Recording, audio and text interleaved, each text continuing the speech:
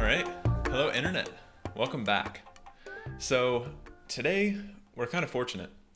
I stumbled across this ZK bug tracker. So if I take you over here, you'll see this is a GitHub repo that was created by both Kyle and Gubsheep. So huge shout out to those two.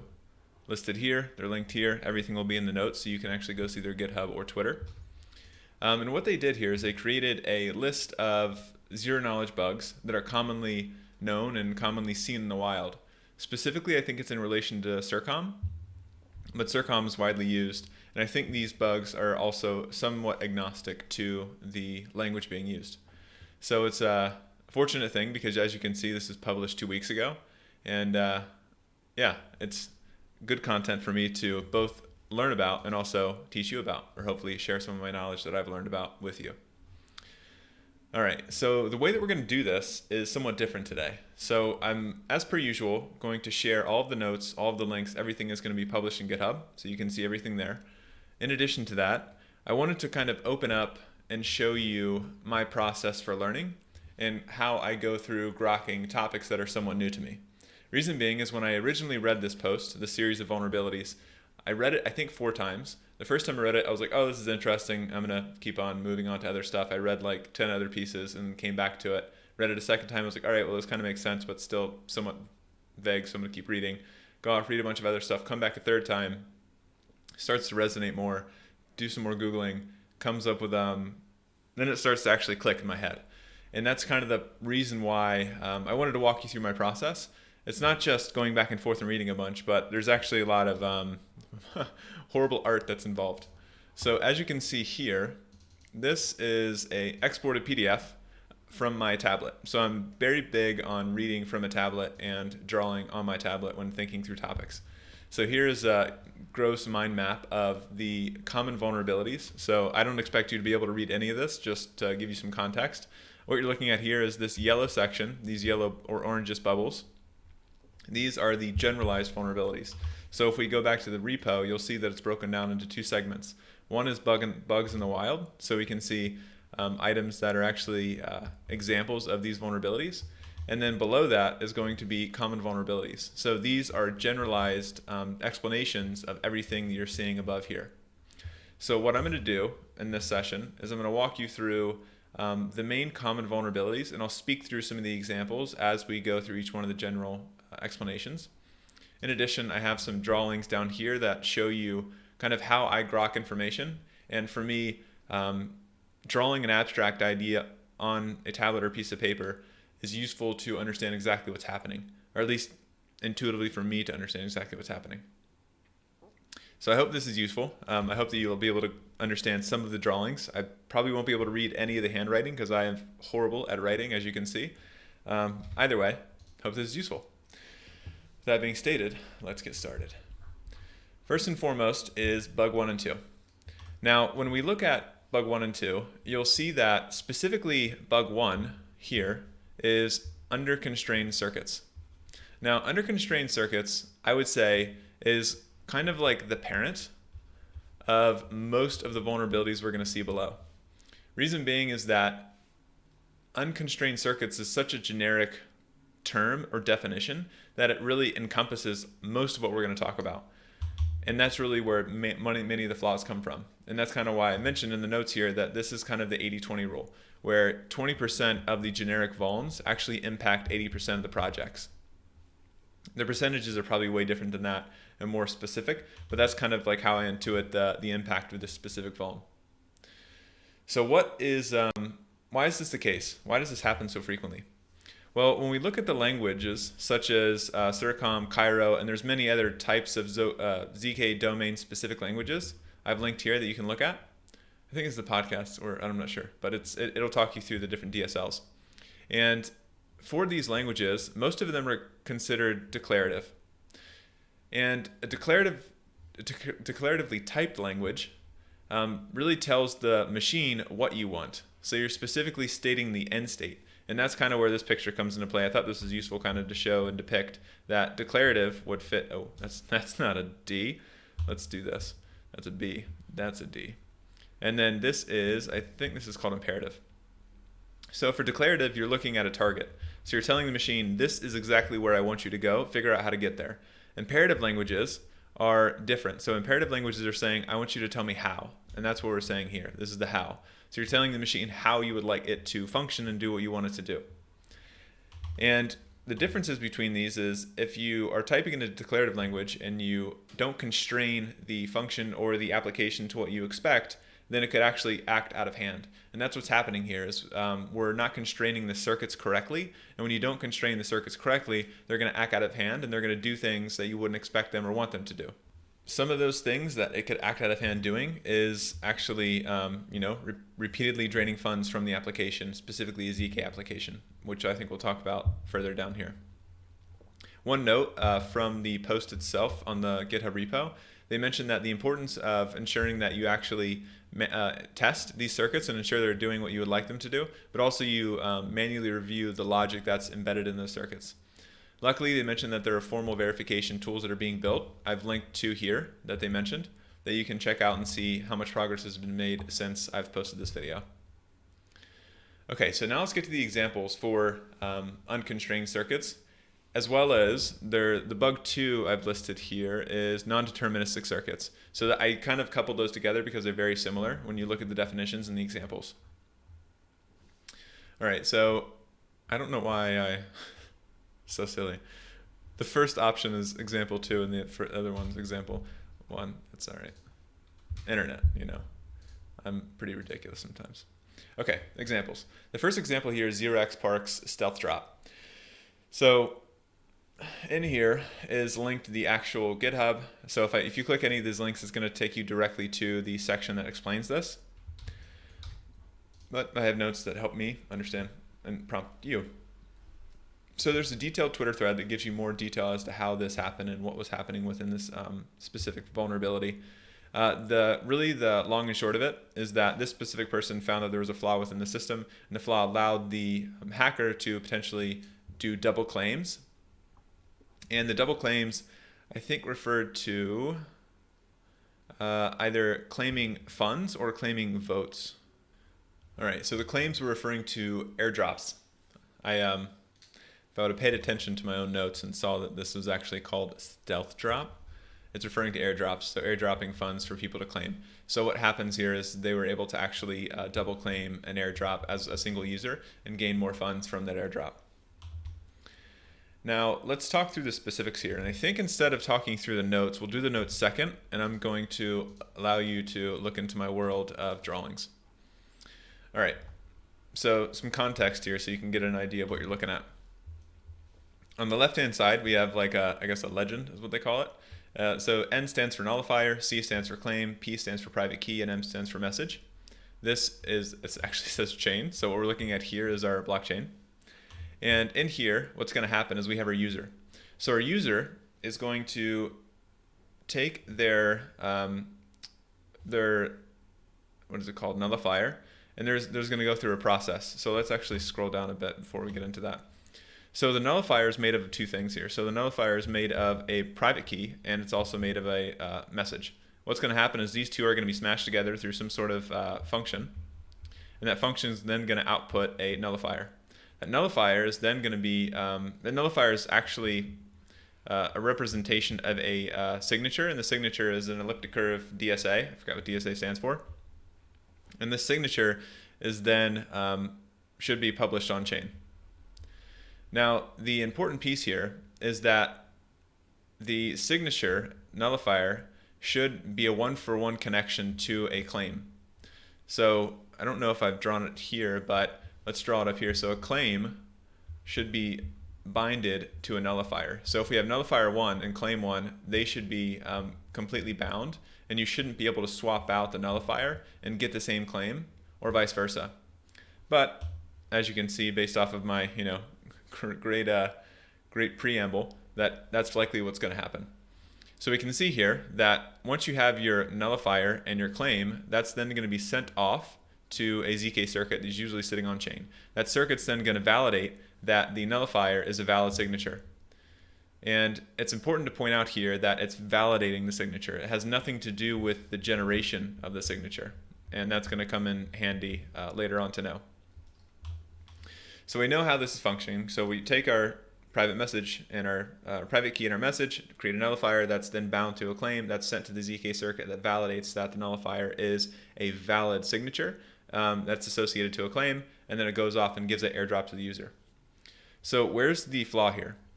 Well, specifically for this signature that they're using, this is labeled as non-deterministic, specifically in the context of generating the signature. So this process here, they're saying this is, let's say ND stands for non-deterministic. Well, if it's non-deterministic, then I've asked myself, what does that actually mean? Well, that means that as an attacker, what I'll be able to do is when creating this signature, I'll be able to manipulate the raw private key over and over and over. And when I'm manipulating this, I can create a multitude of nullifiers.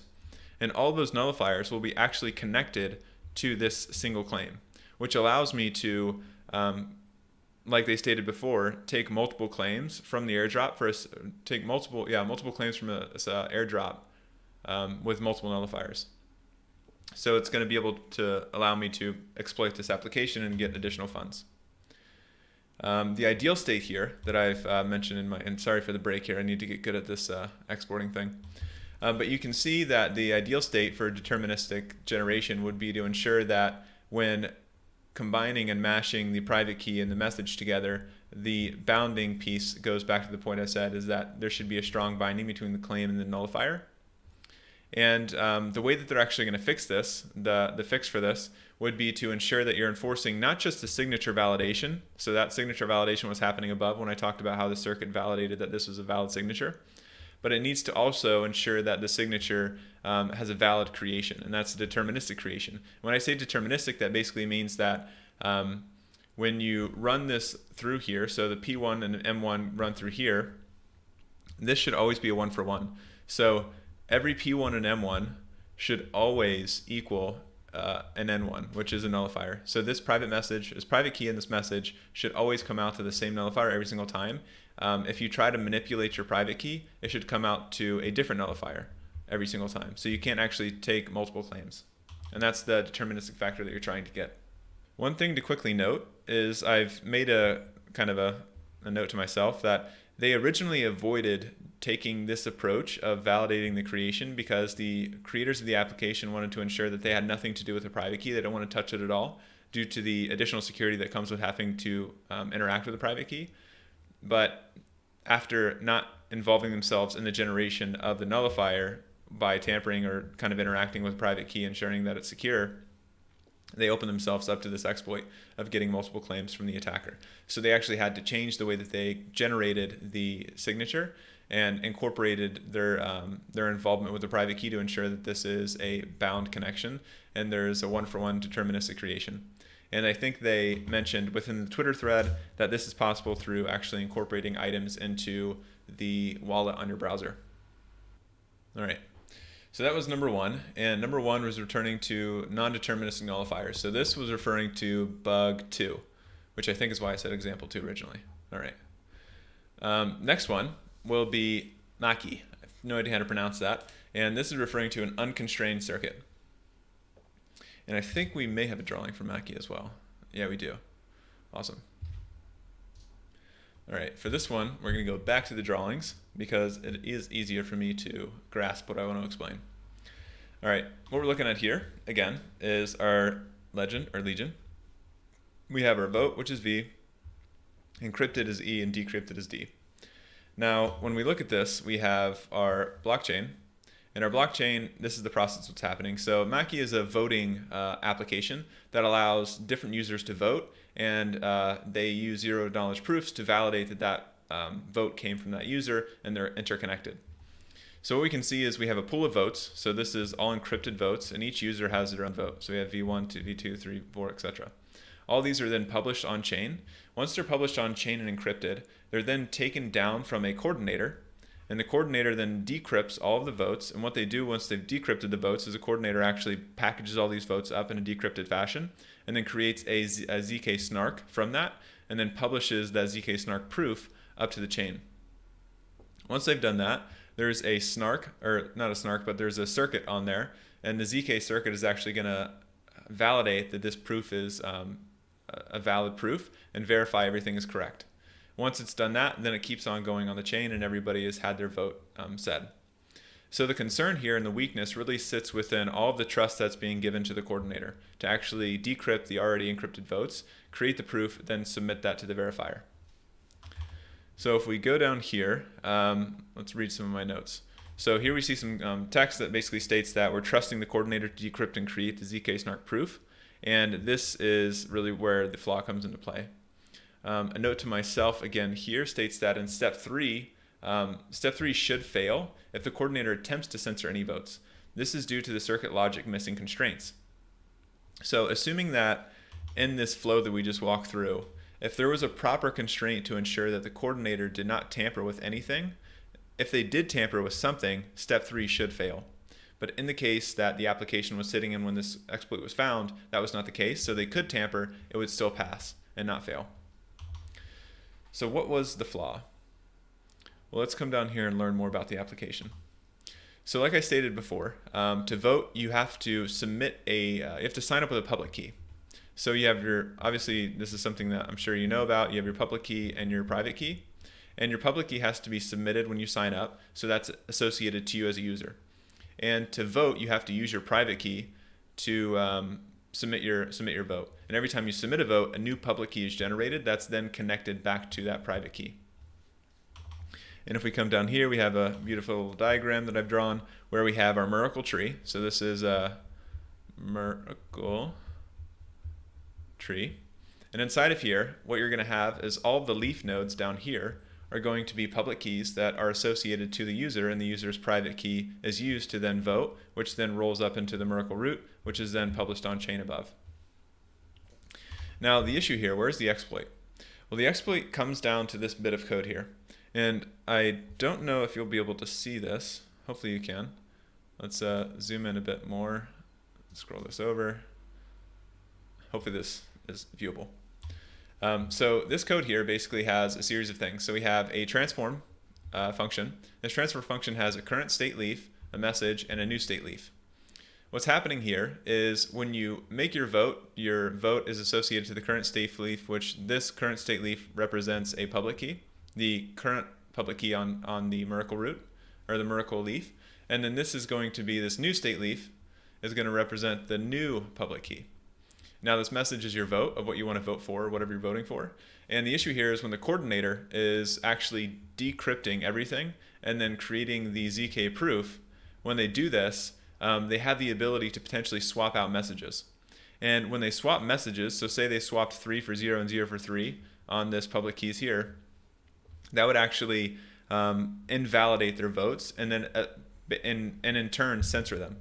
So if they swap this out and then submitted this up to the chain, it would still pass, but when it passes, when the circuit up on the chain, and let's go up there to kind of like just show you what I'm talking about. When they submit this up and they've done the bad thing of swapping the messages, it's still going to pass, but when it gets to the circuit, the circuit's going to invalidate those specific votes that were sent for those leafs that were swapped with the messages. So leaf 3 and leaf 0 would be invalid. 1, 2, and 4 would be fine because the messages weren't touched. But that is a form of censoring because our coordinator can say, actually don't like leaf 3, so I'm going to ensure that their vote is not approved or accepted by the circuit on chain. Now the fix here is quite simple. This is pseudocode. It's not actually baked in the code, but this is the pseudocode they provided to explain the fix. And the fix is really just simply binding and ensuring that there is a binding factor between the public key and the message. So here we can see that if we're binding these two together with this pretty little double arrow backwards, when you bind those, it ensures that when the coordinator is interacting with the information up here, they're unable to do any swaps for the messages. They're only able to take it in, create the proof, and send it back. And that actually removes the coordinator's ability to potentially censor votes. Alrighty. Next is bug 3. So this is arithmetic, underflow, and overflow. This is probably going to be a pretty quick one because I'm sure many of you have come across the concept of underflow and overflow in traditional security. This is very similar. The reason as it's happening is quite unique to ZK proofs, but its end state tends to be very similar. So quick recap, underflows and overflows basically means that there's some sort of designated range, And what's going to happen is we're going to pop out of either the top of it or the bottom of it for the underflow and overflow factor. So say we have this area here in this range, and if we exceed this by having a higher number than we should, so say this is maxed out at 100 and the bottom is 0, if we give it -2, we're going to pop out of the bottom. And if we give it 101, we're going to pop out of the top.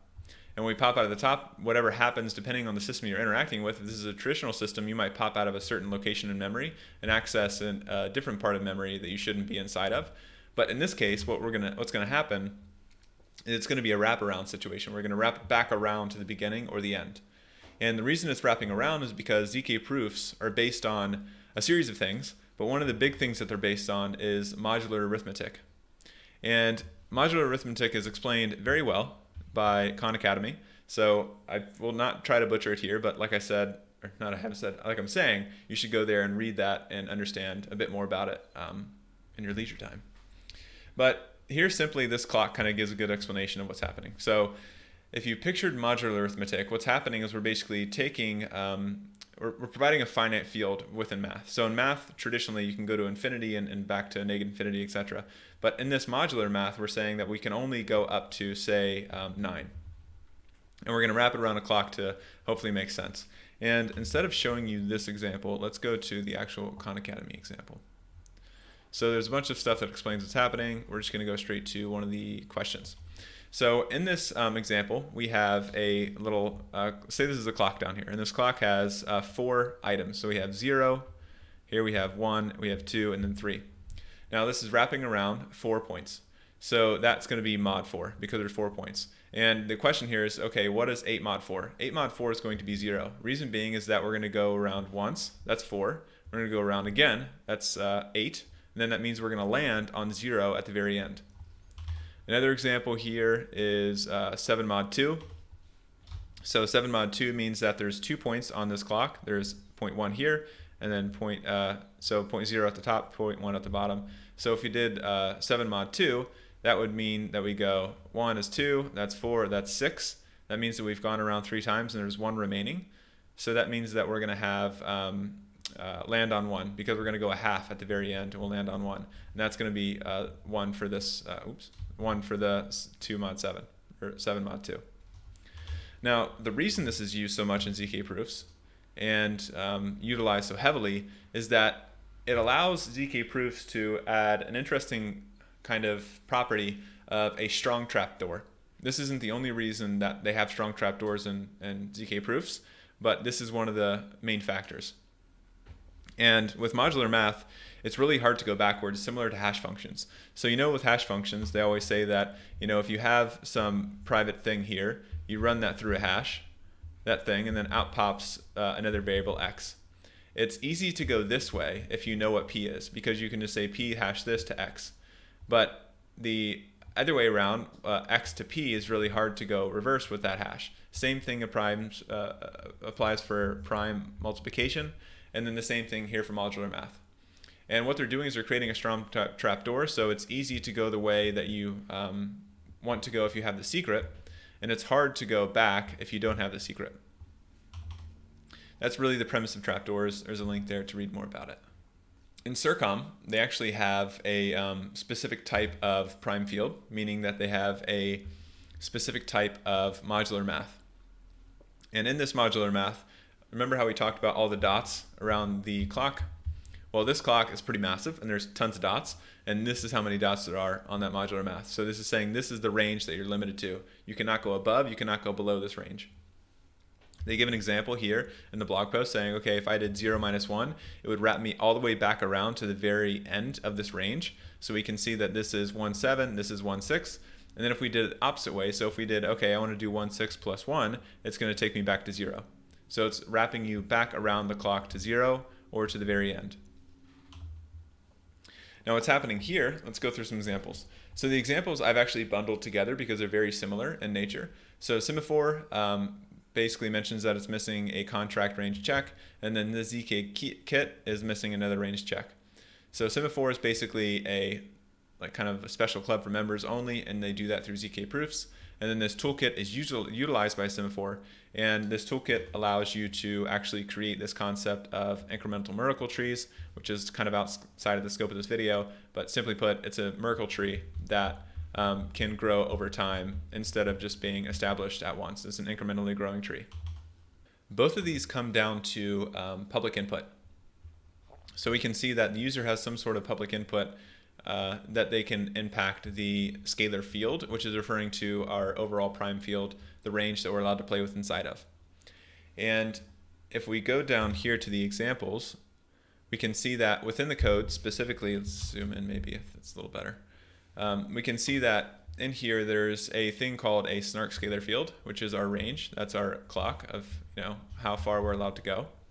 And then here what they're going to do is to fix this and to fix the issue, because the issue was traditionally what I mentioned above is that there was a public input, which was either input I for, I think this is Semaphore. They're both Semaphore actually. And both of these Semaphore examples are a group ID and a public input I.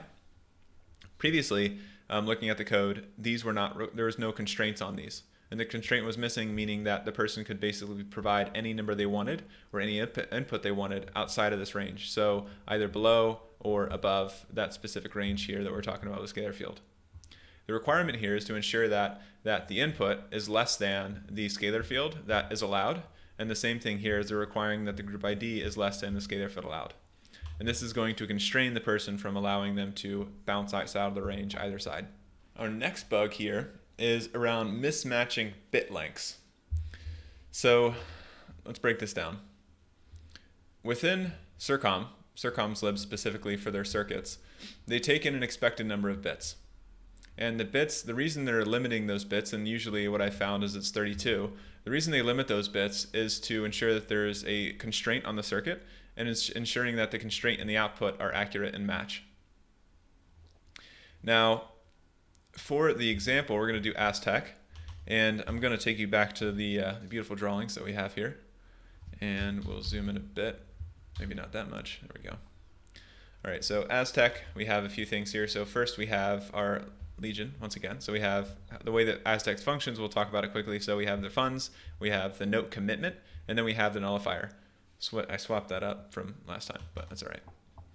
So the way that this looks is we have our note commitment, which is represented here by N. And this note commitment basically entails the funds. It holds the funds. These funds and this sitting inside this note commitment are then published to a Merkle tree. Once it's published to the Merkle tree has a series of indexes. So wherever this note commitment sits is the index that we're going to use. So here, let's in this example, let's say that, okay, we're sitting at index 3. So here's our array, our index, and then here we're sitting at index 3. Well, what's going to happen is the nullifier is actually generated from the index location of where the note commitment sits in the tree. So if we're sitting in 3, then the nullifier is going to be popped out of that index, and it's going to create some sort of unique string or character that represents that index that it's sitting inside of. Now the important thing here is that this index section here and this nullifier, this should always be the same. This should be binded again. This really comes down to the binding factor or the soundness of the proof. And I've called that out here as well.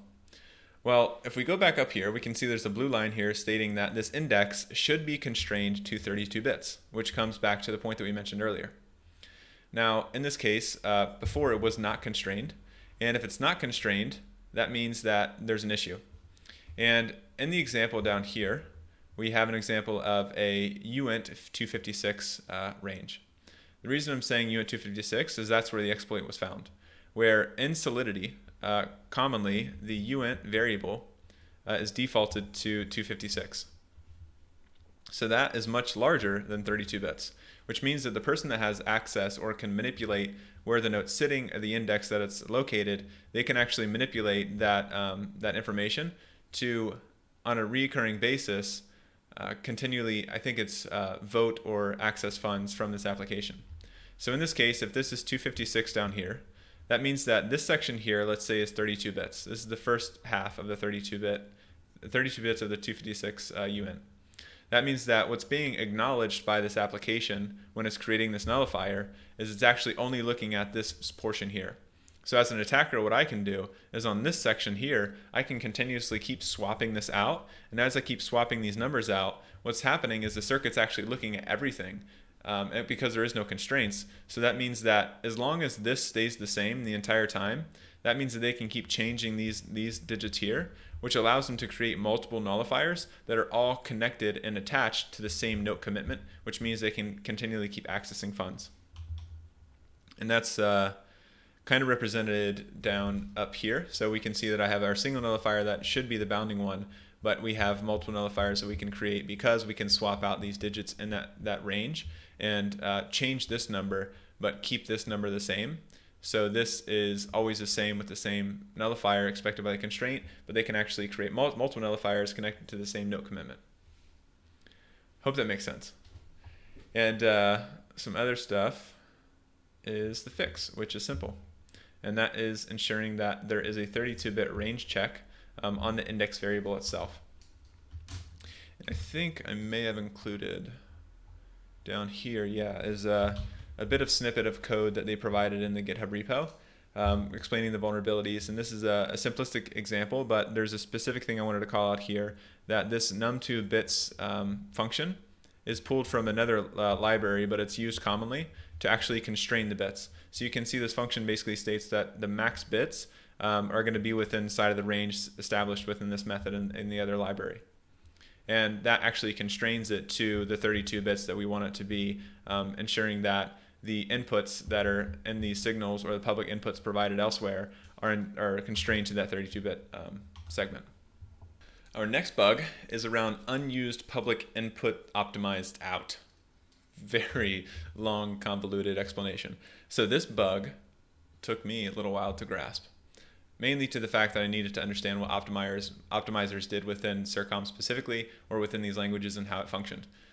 Really what's happening here is the public inputs that are unused are optimized out. And within the circuits for SIRCOM or other DSLs, the way that they function and a simplistic understanding of what they look like would be this chart here, where in here we have a series of inputs. So inputs are going to be coming from these things they call wires, and these basically nodes or kind of blocks of combinations are circuits. So these wires here can be either private or public. In this case, let's just say that A and B are private, and then let's say that C is public. Now these public inputs specifically, they can sometimes need to be constrained. And if they're not constrained, what can happen is they could be optimized out by the optimizer within the compilation process. So when the code is compiling, if this isn't used, the compiler will actually just exit out and not use it. And when that happens, that allows the attacker potentially to manipulate an unused variable for in their own use case to actually do some bad stuff. And specifically in here, you can see the explanation they provided was referring to SIRCOM 2.0. And they mentioned that this specific SIRCOM version is using the R1CS, which is, I think, rank 1 constraint system, which compiles this code back down into something else. And when it compiles it down, it optimizes out the public variables that are not utilized. And that's going to be the flaw that we're going to run into. This is an example in the blog post that they walk through specifically, kind of giving you an idea of what it would look like. I'm going to skip over that. The next piece here is referencing kind of the optimization method for R1CS. So this is some additional information that I researched and found in a few papers outside of the blog post. And in here, they're specifically talking about, with the optimizers in R1CS, what they're optimizing for are optimizing out linear wires.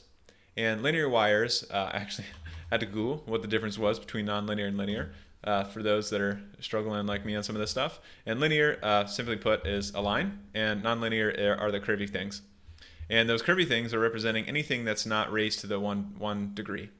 So linear is raised to the 1, and everything else that's not raised to the 1 is represented as nonlinear. And the reason they're doing this within the optimizer is that linear wires are always going to be linear. So they optimize them out to save, to save time on the proving process for when you optimize this into a proof from a ZK circuit. That could be completely bogus, but that was my understanding of what they were talking about in these papers. And for the wires that are not linear, so basically x squared and above, they're going to include those in the optimization when they're going down into the compiler. And that's going to be important to know when we look at the fix. So the bug here is for Semaphore. So this Semaphore application represents proof of membership. So it's basically, are you part of a cool club? If you are, then you can send signals of how cool you are without revealing your identity. And I have a quick drawing here for that of kind of how it functions. And the way that it functions is we have our legion here, so we have S for signal. So our signal is going to be put into a hash. So we can see here it's kind of cut off by the separation, but we have our hash function. And our hash function is going to take the signal, and that's going to then take that and put that as a public input into our circuit, which then has an output, which is a proof. The important piece here is the signal specifically is not constrained, which means in this case, in this context, is it could potentially be optimized out. The reason it could be optimized out is that it is a public input, and this public input, if not utilized correctly or if manipulated in the right way, allows the attacker to actually replay this signal multiple times to create multiple signals and a variety of different things. So it allows them to, so you can see they can create signals 2, 3, 4, etc. And I think here it provides a fix. So the fix here talks through specifically how does Semaphore as well as Tornado Cache mitigate this issue. And I think this actually wasn't an issue for Semaphore. They said if they had made the mistake, but they didn't. So this is just an example. But in here, they're specifically talking through what they've done is they've squared the public inputs to ensure that they're nonlinear. And you can see it's mentioning nonlinear, and it ensures that the optimizer doesn't optimize them out.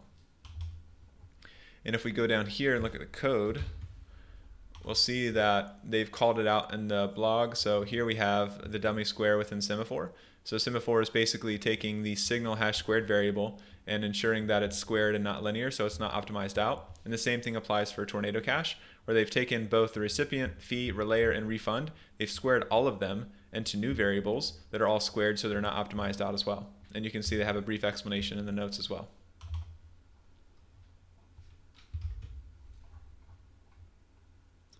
This bug, we're going to skip because I've already done a video on it.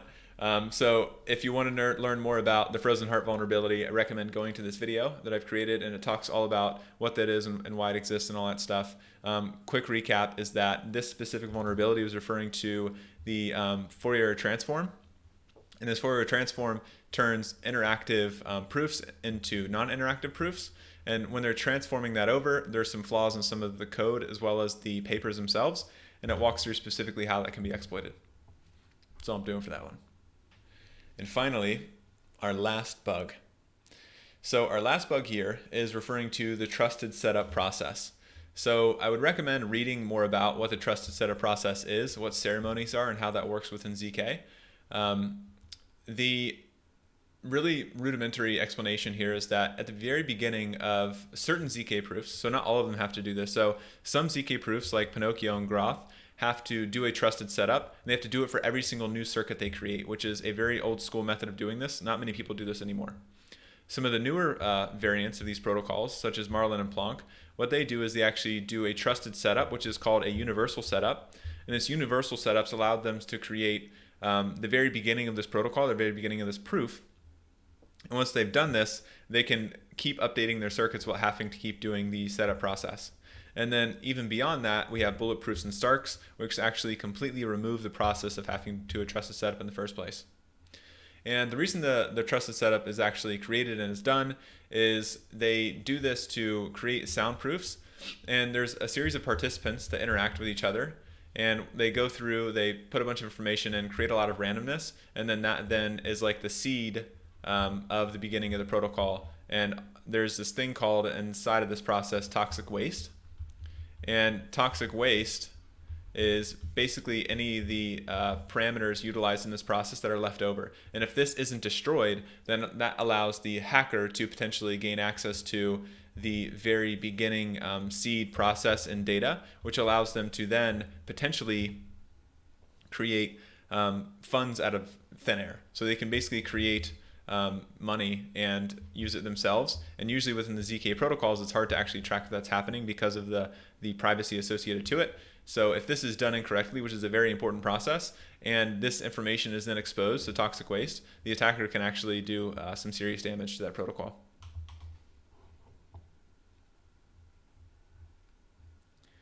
So the example here, what we're going to look at is actually Zcash. So in 2016, Zcash went through this process for the trusted setup. I think there's actually a really cool Radiolab podcast that talks through how I think they used like people driving around in cars and smashing computers and like radiation from Chernobyl or something like that. Anywho, in this process for 2016, there was actually a flaw found. And it took a while for this to be found. But once it was, that was a serious concern. And in the blog post actually walked through by Zcash that's linked inside of the repo is actually quite interesting to see how they went through the process of actually hiding this exploit from their own engineers and all that other stuff until they could actually fix it because of the concerning parts and implications of this. So what was found is that the protocol wasn't completely sound. And the reason it wasn't sound is that in the original paper that was written, you could see that there were some elements that were actually unused by the prover when they went through the whole process. And a cheating prover, if they had access to this unused elements, the unused elements from this original setup process from 2016, they could actually transform a proof of one statement into a valid-looking proof of a different statement. And that would allow them to potentially create funds out of thin air and actually do some damage. This is the paper itself, so I took a screenshot of it and drew over top of it just to call out the part that was the flaw. I don't specifically know exactly where in here the flaw is, so take this with a grain of salt because they didn't mention it inside of the blog post of Zcash. And also, I maybe wouldn't be able to grok it either way. But the setup of the public key here, there were a series of parameters that were input into this setup. And you can see the polynomial process and the comparison of the polynomials here. And apparently there was some variables in here, or elements, that were not included in the actual end process, which is where the flaw originated. And down here you can see there's more context around this. They state that within the process for Zcash, they mentioned that the parameters themselves were not included in the nodes of Zcash, but they were included in the transcript, which is mentioned down here. In the transcript in the ceremony, if the transcript was leaked and the provers found this, then they would actually be able to do that type of attack, because in the transcript, the parameters and the elements that were missed out were included in there that they could actually utilize to do this type of attack. And I wanted to do some Googling around what the hell is a transcript and how does it function. There's a brief explanation here that I found on a good thread.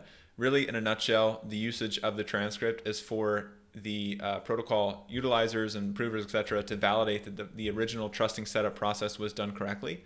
And in here you can see what's happening within that process of validation is proving that there's a strong linkage between the participants. So this is referring to the Zcash specifically, so it's saying 6 participants. So it's ensuring that the participants' public hashes within that ceremony are connected strongly with the public parameters used within that ceremony for Zcash 1.0. And that's how the transcript would be utilized there. With that being said, this does actually not entail, I don't think, all of the examples they provided, but it entails most of them to give you a good explanation of kind of what you're looking at here and how it functions. So, Internet, I hope that you enjoyed the new format of me showing you my beautiful and not so beautiful drawings and letters, etc. But I wanted to thank you. And if you have not heard about my newsletter, I have a newsletter. So you should totally subscribe to that. It'll be linked in the description. The newsletter talks through crypto security and a whole bunch of other stuff, usually crypto security items, and also miscellaneous things that I kind of find interesting. With that being said, Internet, I'll see you next time.